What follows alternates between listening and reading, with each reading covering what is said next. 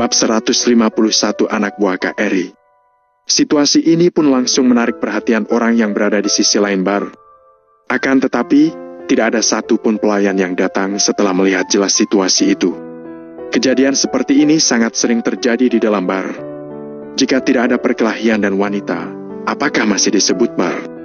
Jadi, jika masalah itu tidak diperbesarkan, maka mereka pun tidak akan peduli. Lebih penting lagi, hal itu bukan masalah Valentino, sehingga mereka lebih tidak memedulikannya. Apalagi beberapa pelayan itu juga tidak puas dengan Marvin. Sudahlah, Marvin merasa dirinya sekarang sangat memalukan, tapi dia juga tidak berani memulai perkelahian. Sekarang tidak ada seorang pun yang membantunya. Jika dia mulai perkelahian dengan 7 orang, tidak tahu apa yang akan terjadi padanya. Sial, kamu masih berani melawan? Amarah pemuda berambut kuning meningkat, dia pun langsung menampar wajah Marvin. Plak! Tamparan ini sangat kuat dan langsung membuat Marvin mundur beberapa langkah. Sudut mulutnya pun seketika berdarah. Orang-orang di sekeliling memandang kejadian itu, suara mereka pun seketika mengecil. Masalah sudah sampai begini, siapapun tidak akan mengabaikannya. Marvin menggertakkan giginya dengan marah dan mengepal erat tangannya. Tetapi dia masih tidak berani berbicara. Sial! Apa kamu masih belum menyerah? Pemuda berambut kuning melangkahkan kakinya ingin maju. Kak, Ellen menganggap dirinya sebagai kakak tertua dari rombongan mereka. Tentu saja dia harus bersuara di saat seperti ini. Siapa yang bersaudara denganmu? Kata pemuda yang satunya dan langsung menampar Ellen. Tamparan ini langsung membuat Ellen tertegun. Keluarga mereka tidak bisa dibandingkan dengan perusahaan terkenal dan keluarga kelas atas di kota Neo. Tapi bisa dikatakan ada sedikit kemampuan, kan? Biasanya, orang seumuran yang dia temui, mana ada yang tidak memanggilnya Kak Ellen. Tapi sekarang dia malah ditampar orang. Kalian tahu tidak siapa aku? Ellen melototi pemuda itu. Apa kamu memiliki latar belakang yang hebat? Kami adalah anak buah Kak Eri. Kamu boleh berbicara jika kamu merasa keluargamu lebih hebat daripada Kak Eri? Kalau tidak bisa, sebaiknya kamu tutup saja mulutmu. Jangan mempermalukan dirimu sendiri lagi. Pemuda itu tertawa terbahak-bahak, raut wajahnya juga penuh dengan penghinaan. Setelah mendengarkan ini, mata Ellen langsung melebar. Dia pun menutupi wajahnya tanpa berkata-kata lagi. Geng Black Tiger, kekuatan yang terkenal di kota Neo. Walau organisasi itu ditindas beberapa hari yang lalu, keluarga Ellen tetap tidak bisa menandingi kekuasaan mereka. Terlebih lagi, tidak ada kebenaran yang bisa dibicarakan dengan kekuasaan bawah tanah ini. Waktu dan anak buah organisasi ini sangatlah banyak. Kecuali keluarga Ika tidak ingin berbisnis lagi. Kalau tidak, keluarganya tidak akan menyinggung orang-orang seperti mereka. Tidak heran mereka berani begitu sombong. Mereka juga memiliki kemampuan untuk bersombong, karena mereka adalah orang geng Black Tiger. Ya, jangan mengira geng Black Tiger itu mendapatkan pukulan yang kuat beberapa hari yang lalu, tapi kekuasaan mereka di kota Neo tetap sangat besar. Beberapa orang ini tidak beruntung, mereka menyinggung orang geng Black Tiger, sehingga hanya bisa menunggu mati saja.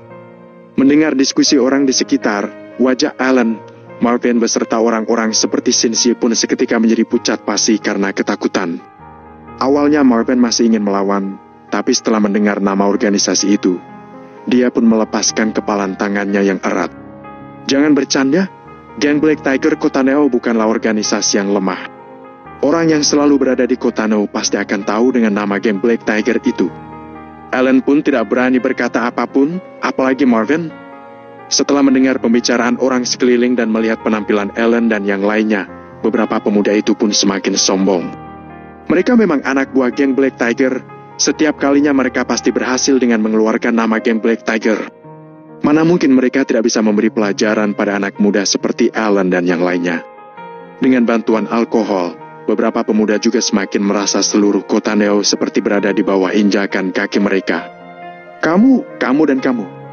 Kalian bertiga membungkuk dan minta maaf pada kami. Ini tidak terlalu kelewatan, kan? Pemuda berambut kuning bagai kaisar yang memerintah anak buahnya, sedang memberi perintah pada Ellen dan Marvin. Pemuda itu merasa dirinya sudah sangat berbelas kasihan karena tidak membiarkan Ellen dan lainnya berlutut untuk berminta maaf. Terlebih lagi dengan Valentino yang duduk di sudut tanpa berkata apapun, pemuda itu pun sudah melupakannya. Pemuda itu memang tidak melihat Valentino. karena Valentino sangat tidak mencolok bagaikan seorang penonton. Kalau tidak, dia pasti sudah menyuruh Valentino bergabung dalam kelompok minta maaf ini. Hei, penakut, memang bukan seorang pria. Shinji melirik Valentino dan tidak tahan untuk berkata. Shinji merasa Valentino tidak berani menghadapi pemuda berambut kuning itu dan bersembunyi di pojokan. Hal ini memang bukan kelakuan seorang pria. Namun, Valentino tidak menjawabnya, dia pun memandang rendah perkataan Shinji dalam hatinya. Apakah Valentino akan disebut sebagai lelaki bila dia harus berkelakuan seperti Ellen dan Marvin yang berdiri di depan dengan mengalah dan membungkukkan diri untuk meminta maaf? Jangan bercanda. Jika tidak memiliki kemampuan itu, maka jangan berlagak. Marvin dan Ellen ingin berlagak di hadapan mereka, tapi malah mempermalukan diri mereka sendiri. Hal ini merupakan risiko dari perbuatan mereka. Valentino tidak akan memedulikan mereka. Cepat minta maaf. Pemuda berambut kuning berteriak tiba-tiba. Marvin dan yang lainnya terkejut, setelah itu mereka pun berdiri sebaris dengan patuh. Tamu bar yang ada di sekitar pun tertawa seperti sedang melihat pertunjukan monyet. Mereka melihat ke arah Marvin dengan raut wajah penuh dengan penghinaan. Cepat minta maaf. Seorang pemuda mengulurkan tangannya memukul Marvin. Marvin dan dua lelaki lainnya buru-buru membungkukkan badan. Maaf, maaf. Hah? Pecundang, kalian memang memalukan pria? Pemuda berambut kuning tertawa terbahak-bahak. Segera setelah itu, dia langsung melihat ke arah Ellen. Mengapa kamu tidak membungkukkan badanmu? Ellen tidak berkata apapun, wajahnya memerah dan terlihat sangat masam. Dalam hati, Ellen merasa sangat takut, tapi dia tidak bisa merendahkan dirinya untuk membungkuk pada pria lain di depan gadis yang disukainya. Jika Ellen melakukan itu, kelak bagaimana dia harus menghadapi Jenny? Sampai saat itu, jangankan mengejar Jenny, apa Ellen bisa duduk bersama dengan Jenny untuk minum pun akan menjadi hal yang sulit. Walau Ellen mengetahui pemuda berambut kuning ini tidak boleh disinggung, Jenny dan lainnya juga akan merasa Ellen adalah seorang pecundang. Sial! Apa kamu tuli? Pemuda berambut kuning ingin memukul Ellen. Sebentar.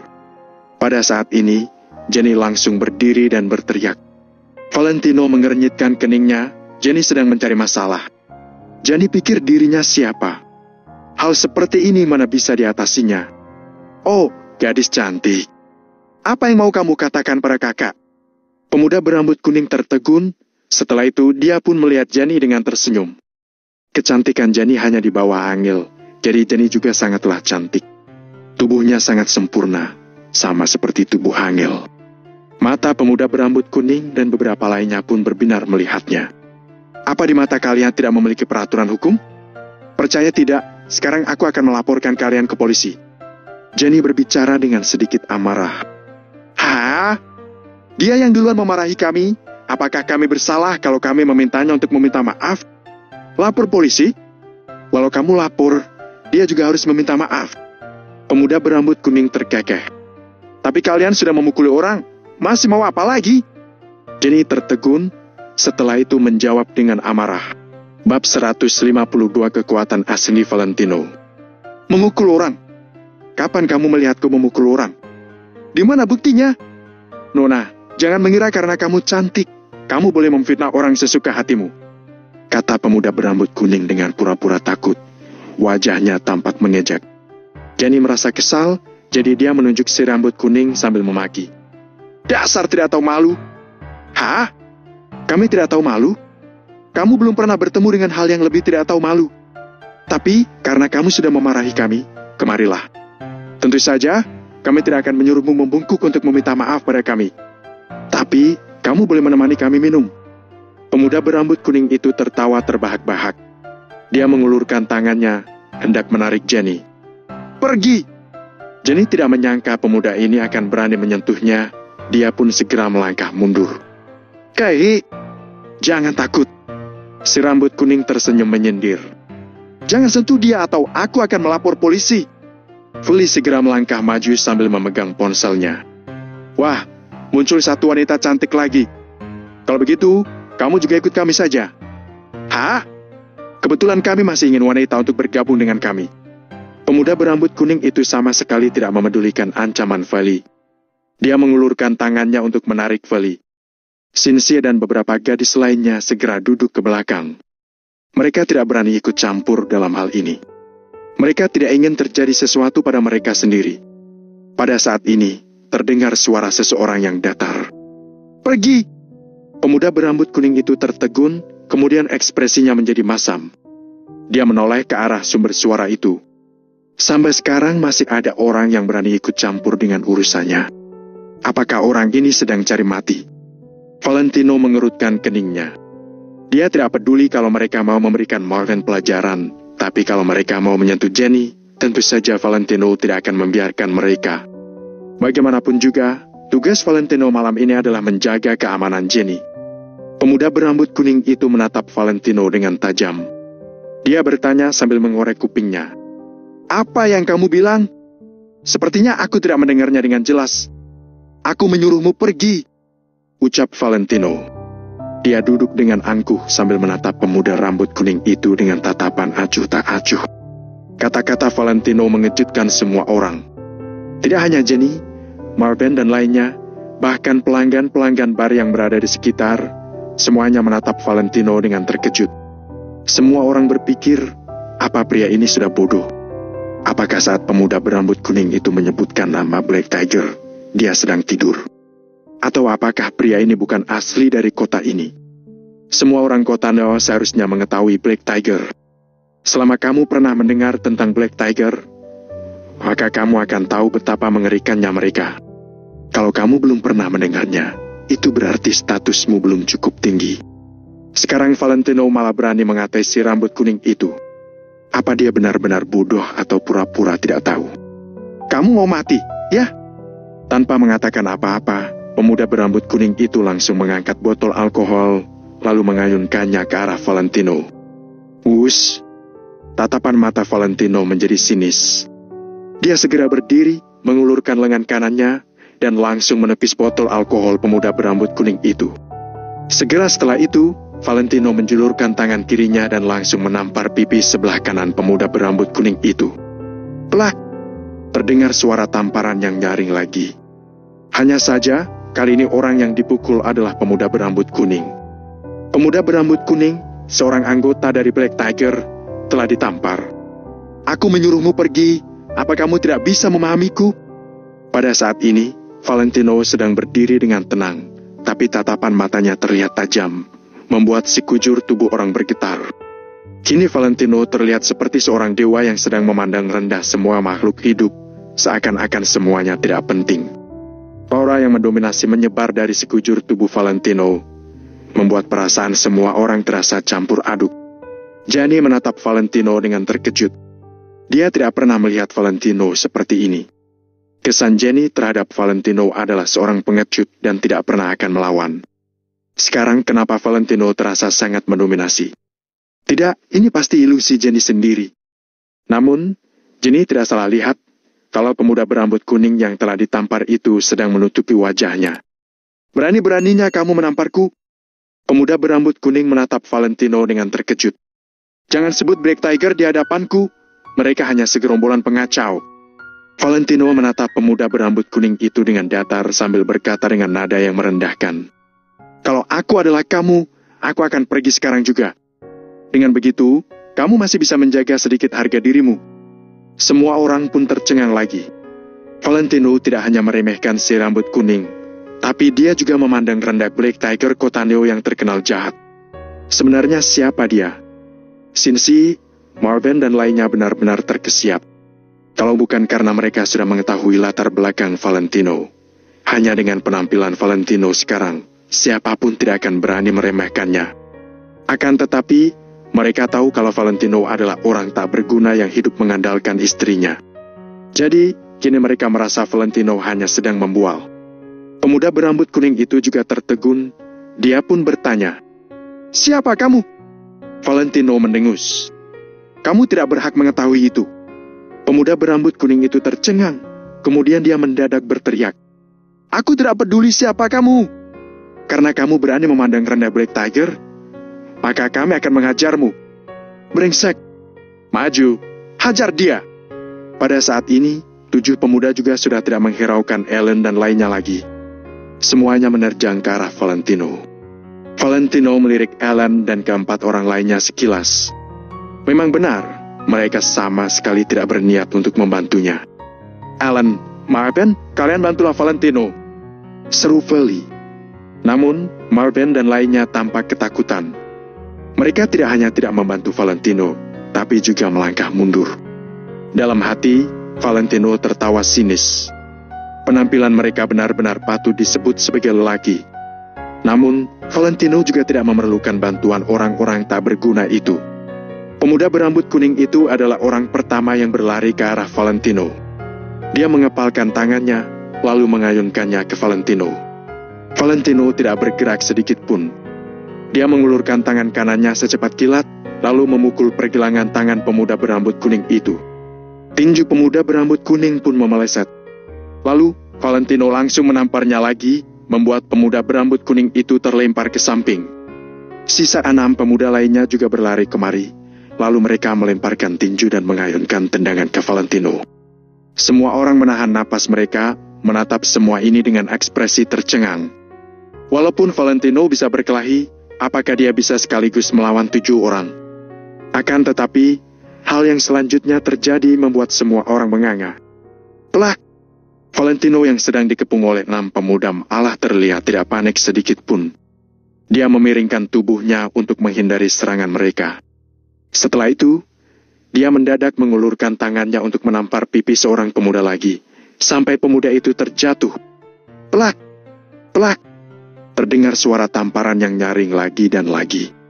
Selama terdengar suara tamparan, maka akan ada seorang pemuda yang terjatuh. Valentino bahkan tidak mengepalkan tangannya ataupun menggerakkan kakinya. Dia hanya terus menampar pemuda-pemuda itu. Valentino melakukannya dengan mudah dan lancar, seolah-olah dia sedang berjalan santai. Bab 153 Kaisen. Semua orang sedang menatap kemari tanpa berkedip. Mereka melihat Valentino dengan santai menampar pemuda berambut kuning dan lainnya sampai mereka terjatuh. Valentino bahkan tidak perlu menyerang mereka dengan tinjunya. Dia hanya perlu mengayunkan telapak tangannya. Namun, tamparannya sangat kuat, para pemuda itu tidak dapat menahannya. Beberapa menit kemudian, pemuda berambut kuning dan pemuda lainnya tergeletak di lantai dengan wajah tercengang. Sedangkan Valentino masih berdiri di tempat. Kedua tangannya diletakkan di belakang punggung sambil menatap para pemuda itu dengan tatapan merendahkan. Semuanya terkejut. Tidak peduli Jenny ataupun Sinsi yang tadi mengatakan Valentino bukan seorang lelaki, serta beberapa orang termasuk Alan, semuanya menatap Valentino dengan mata melebar. Ternyata Valentino kuat sekali dan pandai berkelahi. Lalu, sejak Valentino bertindak, manajer Pierce yang sedang berjalan ke arah mereka pun berhenti. Tindakan Valentino mencengangkan semua orang. Padahal, Valentino jelas-jelas tidak terlihat tangguh, tapi bagaimana dia bisa kuat sekali. Dalam seketika, semua orang pun terdiam, lalu menghela napas dalam hati. Sedangkan sampai sekarang, pemuda berambut kuning dan lainnya masih tergeletak di lantai sambil memegang pipi mereka. Semuanya tampak tercengang. Wajah mereka telah membengkak karena tamparan Valentino. Pemuda berambut kuning itu akhirnya tersadar, kemudian dia berteriak pada Valentino. "Brengsek, aku akan membunuhmu. Hari ini kamu akan mati. Kalau aku tidak membuatmu berlutut padaku hari ini juga, aku akan menjadi anjingmu." Pemuda berambut kuning itu berdiri dengan marah, lalu dia mengeluarkan ponselnya. Semua orang tahu kalau pemuda berambut kuning itu hendak memanggil orang. Lalu, mereka baru sadar kalau pemuda berambut kuning itu adalah anggota geng Black Tiger. Valentino memang lumayan pandai berkelahi, tapi meskipun begitu, apakah dia bisa melawan ratusan anggota geng Black Tiger? Kini dia telah membawa bencana pada dirinya sendiri. "Gawat! Valentino, kamu sudah mencelakai kami semua," gumam Cynthia. Pada saat ini, dia sedang bersiap-siap untuk meninggalkan bar. Valentino bukan siapa-siapanya Cynthia, jadi tentu saja Cynthia tidak akan menemani Valentino menangani Black Tiger. Benar, padahal kita bisa menjadi orang yang bijak dengan meminta maaf saja pada mereka. Tapi, kamu malah ingin menampar mereka. Sekarang tamatlah kita. Geng Black Tiger mempunyai ratusan bawahan. Aku mau melihat bagaimana kamu akan menangani mereka. Marvin menatap Valentino sambil mengerutkan alisnya. Semuanya menuduh Valentino sambil bersiap-siap untuk meninggalkannya. Pada saat ini, Jenny tidak bisa bertahan melihat sikap mereka lagi dan berkata, "Kalian keterlaluan. Kalau bukan untuk membantu kalian, apa dia akan menampar mereka?" Siapapun bisa melihat kalau Marvin dan beberapa pria lainnya adalah segerombolan sampah. Mereka sama sekali tidak berani melawan pemuda berambut kuning dan lainnya. Bahkan saat pemuda berambut kuning itu menindas Jenny dan Feli, Marvin dan lainnya juga tidak berani untuk membantu mereka. Hanya Valentino seorang yang membantu Jenny dan Feli. Kini Marvin beserta lainnya malah menuduh Valentino. Jenny benar-benar merasa muak dengan mereka. Seorang perempuan bergumam, "Jelas-jelas dia bertindak untuk membantumu." Mereka tidak akan mengakui bahwa mereka dibantu oleh Valentino. Jadi sekarang mereka tidak mau menemaninya untuk dihajar oleh geng Black Tiger. "Kamu?" Jenny menatap perempuan itu dengan marah. "Tidak apa-apa, biarkan mereka pergi. Lagi pula, tidak ada bedanya kalau ada mereka. Aku sendiri bisa menyelesaikan geng Black Tiger," ujar Valentino dengan datar. Marvin tercengang, kemudian dia mendengus. "Untuk apa kamu berlagak? Aku mau lihat bagaimana kamu akan menyelesaikan mereka." Ketika Marvin berhadapan dengan Valentino, dia tidak bersikap rendah hati lagi seperti tadi saat dia berhadapan dengan pemuda berambut kuning. "Mau pergi? Jangan harap satu pun dari kalian bisa pergi dari sini. Dasar bajingan!" maki si rambut kuning itu. Dia sedang menghubungi seseorang. "Aduh, Kak Tony, jangan bertindak gegabah. Mari kita membicarakan ini dengan baik-baik." Pada saat ini, manajer Pierce menghampiri mereka. Dia dengan sopan menghentikan si rambut kuning yang bernama Tony. Marvin dan lainnya tercengang, kemudian mereka merasa lega. Sepertinya, tadi manajer Pierce sedang sibuk. Kini setelah dia melihat situasi di sini, dia pun segera berlari ke sini untuk menyelesaikan masalah. Bagaimanapun juga, Alan adalah tamu VIP mereka. Ketika Tony melihat manajer Pierce, dia pun masih bersikap sopan dan berkata, "Jangan ikut campur. Aku telah dipukul, jadi aku tidak akan melepaskan mereka. Sudah lihat belum, Valentino? Kalau kamu tidak memukul mereka, masalah ini sudah selesai sejak awal. Kak Alan adalah tamu VIP, jadi manajer Pierce tidak mungkin tidak memedulikan kita. Sayangnya, kamu bersikap terlalu sombong. Benar, kamu masih menyinggung orang lagi walau kamu tidak mempunyai latar belakang. Kamu hanya bisa melibatkan kami dalam masalahmu. Kalau kamu memang hebat, selesaikan masalah ini sendiri. Jangan berdiri di sini dan mengandalkan Kak Alan." Marvin dan yang lainnya mulai mencaci Valentino dengan kesal. Valentino pun menggeleng-geleng kepalanya. Hanya manusia yang tidak tahu apa-apa bisa mengucapkan perkataan seperti itu. Terkadang Valentino berpikir apakah otak anak-anak orang kaya ini penuh dengan kotoran. Manajer Pierce terdiam sejenak, lalu berkata, "Kak Tony, mereka adalah teman-temanku. Jadi, manajer Pierce mungkin tidak peduli apakah Alan dan lainnya akan dihajar atau tidak, tapi dia tidak boleh mengabaikan Valentino. Identitas Valentino lumayan misterius, tapi manajer Pierce tahu, bahkan pemilik bar jas akan menghormati Valentino. Kalau terjadi apa-apa pada Valentino di sini, manajer Pierce akan dalam masalah. Teman-temanmu?" Tony terdiam, lalu dia tiba-tiba berseru, "Aku juga akan menghajar teman-temanmu. Pergi! Iris, apa kamu mengira geng Black Tiger tidak berani mencari masalah dengan bar jas?" Setelah Tony mengatakan itu, dia langsung mendorong manajer Pierce. Manajer Pierce pun menundukkan kepalanya. Dia juga tidak berani menyinggung geng Black Tiger. Bosnya memang bisa berbicara dengan geng Black Tiger, tapi Pierce sendiri tidak mempunyai hak tersebut. Jadi, setelah Pierce mendengar nama geng Black Tiger, dia pun terdiam. Dia hanya bisa berdoa untuk Valentino. Jika masalah ini benar-benar menjadi semakin serius, Pierce akan menelpon bosnya. Marvin dan lainnya tercengang. Menurut mereka, manajer Pierce adalah orang yang berkedudukan tertinggi di bar ini. Akan tetapi, Tony malah bersikap kurang ajar kepada manajer Pierce sekarang. Selain itu, manajer Pierce juga tidak berani berkata apa-apa. Kalau begitu, benar-benar sudah tidak ada orang lain yang bisa membantu mereka. Kalau mereka berharap pada Valentino, seberapa hebat pun dia, puluhan orang geng Black Tiger pasti akan bisa menghajar Valentino sampai dia cacat. Sampai saat itu, mereka akan terlibat dalam masalah Valentino juga. Mereka juga tidak tahu apa yang akan terjadi dengan mereka nantinya. Setelah panggilan Tony terhubung, dia langsung berseru.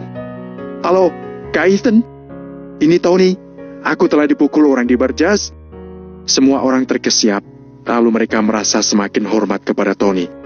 Kak Ethan, apakah maksudnya Ethan Sugiarto, adik sepupunya ketua geng Black Tiger? Sah, beraninya kamu mengucapkan nama lengkap Kak Ethan? Geng Black Tiger hanya mempunyai satu Kak Ethan. Dia pasti adik sepupunya Kak Eri, ketua geng Black Tiger. Duh, Tony ini ternyata bawahan dekat Kak Ethan. Pantas saja dia sombong sekali. Dia mempunyai kemampuan untuk bersikap sombong. Geng Black Tiger mempunyai ratusan anak buah, jadi dia berani bertindak semena-mena di bar jazz.